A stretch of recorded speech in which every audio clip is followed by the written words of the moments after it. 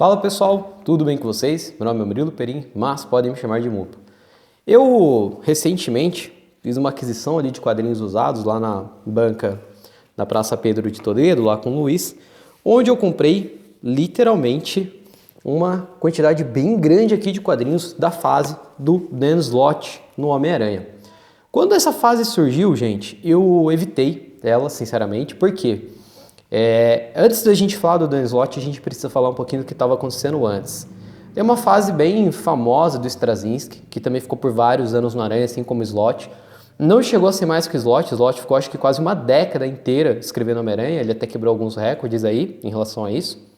E o Straczynski, ele tem coisas bem legais. Eu, quando eu era moleque, quando eu comecei a comprar meus quadrinhos pela primeira vez, meados de 2000, era o Straczynski escrevendo, eu gostei de muita coisa.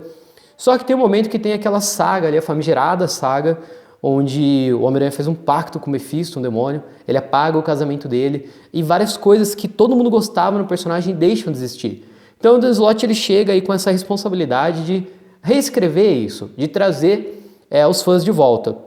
Acontece que justamente por conta de tudo que vem acontecendo, assim como eu acabei fazendo na época, muita gente se afastou dos quadrinhos do Aranha, né? Dava mais prazer ler algumas histórias mais antigas, de repente, onde era aquele Homem-Aranha que a gente conhecia. Passou algum tempo, tô mais velho, abri a cabeça para ler essa parte, né? Comprei aí esses quadrinhos. E eu quero fazer então 3 vídeos aqui, falando primeiro desse começo do Dan Slott no Aranha. Aqui eu tenho, acho que da edição 128 da revista Homem-Aranha até a 143. Aí ela foi interrompida na 143, essa revista, que ela já era bem longeva, né? Só pensar que saiu uma edição por mês, 143 daí vários anos, dá mais de 10 anos. E ela é substituída pelo Homem-Aranha Superior, que é essa fase onde o Slott vai colocar o Dr. Octopus na mente do Aranha.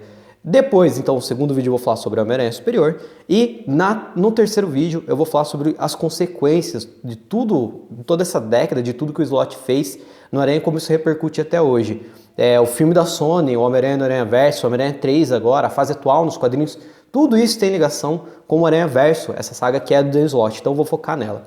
Mas hoje, então, a gente vai falar desses quadrinhos aqui, 143, 142, e não vou mostrar a capa de todos aqui, como eu falei, são trocentos. Para quem tem interesse em saber, a fase do Dan Slott vai começar aqui, ó, quadrinho número 83, certo? Da revista O Homem-Aranha. E vai começar com um novo dia. Qual que é a ideia, então? Primeiro de tudo, Slott, você tem a obrigação de ir lá, trazer essa galera de volta, explicar para eles, ó, não é bem assim, não foi um pacto com o demônio, as coisas não funcionam desse jeito. Então, no início, algumas coisas que ele vai trazer, vai explicar um pouquinho melhor como é que foi isso. Ah, pagou o casamento com a Mary Jane, eles realmente não têm mais nenhuma conexão? Opa, não é bem por aí. Eles são amigos. É como se eles tivessem tido anos, né, ali namorando, se conhecendo, ela ainda sabe a identidade dele, e de repente eles viram que não ia dar para casar. Então aquele casamento que a gente conhece dos quadrinhos, acho que da década de 90, nunca existiu. Legal, a gente não passa uma borracha em toda a relação deles, que é algo que os leitores amavam, eu adorava essa relação, mas eu fico pensando, pô, Quesada, né? Diego Quesada, que era o editor-chefe ali quando aconteceu tudo isso na fase do Straczynski. Diz, inclusive, o Straczynski que quem mandou que isso acontecesse foi diretamente o Quesada. Precisava ter um pacto com o demônio que apaga toda a história do personagem que a gente está acompanhando por décadas, que apaga os últimos 20 anos, que a gente gosta pra caramba do personagem, que tá interessante, que tá desenvolvendo? Então aqui eu acho que é um pouco assim minha culpa de não, galera, não é que apagou, é como se fosse um divórcio. Só que ao invés de falar que eles divorciaram, eles nunca casaram. Interessante. Outra coisa que já muda aqui é que o Jameson volta a ter mais foco, né? O Jonah Jameson, que era o chefe ali do Clarim Diário, até chegar o momento que ele vai virar prefeito de Nova York.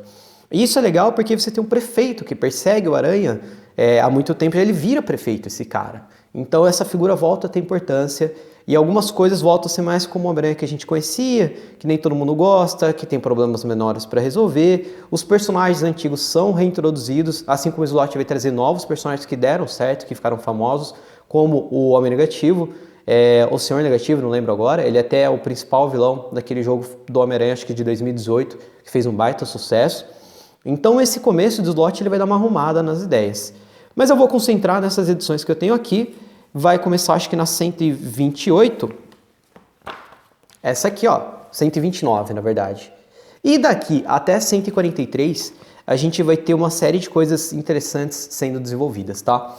Coisas que eu acho bem legal que o slot traz. Na 128, que eu não tenho, ele vai fazer o aranha perder o sentido de aranha. Isso eu achei muito legal.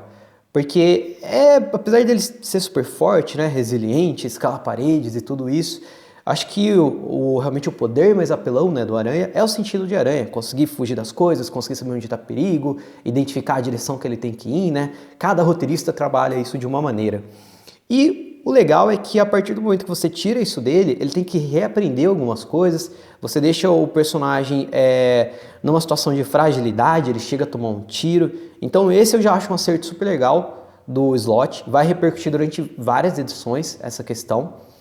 E a gente vai ver essa ascensão, como eu falei também, do Jameson como prefeito de Nova York, e obviamente isso vai repercutir muito na carreira do Aranha aqui. E a gente vai ver a volta também ali do Sexteto Sinistro. Também é uma parte que eu achei bem legal, um Octopus que já está deteriorado, o Sexteto Sinistro tendo muita mais força, conseguindo combater os próprios Vingadores, é algo que eu achei legal também, isso é mais pro finalzinho dessa parte. A gente vai ver também aqui o Alpha, um personagem que ele entra quase como um sidekick pro Aranha, de certa maneira, pelo menos foi assim que eu vi a primeira vez, quando comentaram sobre esse personagem, mas eu acho que ele é mais que isso. Porque ele ganha os poderes de uma maneira muito parecida com o que acontece com o Peter, num acidente, né, numa visita a um laboratório, só que dessa vez o responsável pelo laboratório é o próprio Peter. Então é legal porque ele é um personagem super poderoso e o Peter vê toda aquela história se repetir, né, aquele déjà vu, só que um menino que não é responsável como que ele era, pois ele tem outra criação, tem outra história. Então eu acho que isso aqui faz a gente ver o Homem-Aranha de uma maneira diferente, faz ele mesmo, você vê, acho que existe uma metáfora aqui conceitual bem legal, tá? Então assim, não achei ruim, muita gente não gostou desse trecho, achei bem legal na verdade. E algo bem interessante também, que eu gostei bastante, que a gente tem aqui, é essa ideia dos laboratórios Horizonte. Então você tem o Peter reacendendo como cientista, algo que muita gente gostava, algo que eu achava legal na fase do Straczynski, que é o Peter como professor. Ele tem essas três características, né? Ele é um artista, ele é fotógrafo, ele gosta de arte. Ele é um cara da educação, muitas vezes a gente vê ele trabalhando e atuando com isso, e ele é um cara da ciência. E aqui ele vai ser um cientista, ele vai trabalhar, e todo mundo sabe que ele está criando os acessórios do Homem-Aranha. E a última coisa que eu acho que é relevante comentar dessa parte é Ilha das Aranhas. Um arco que eu acho que começa bem, você tem o Peter sem o sentido de aranha, e todo mundo passa a ter os poderes do Homem-Aranha na Ilha de Nova York, legal. Mas eu preciso desligar muito a minha chavinha ali de parar realmente se importar com algumas coisas, né? Pois todo mundo começa a virar umas aranhas mutantes e a coisa fica um pouquinho estranha e meio exagerada. Mas enfim, início aqui do Dan Slott, legal, novos conceitos, o personagem avança. No próximo vídeo eu volto para falar sobre o Homem-Aranha Superior, o mais polêmico e talvez o mais interessante da parte do Dan Slott.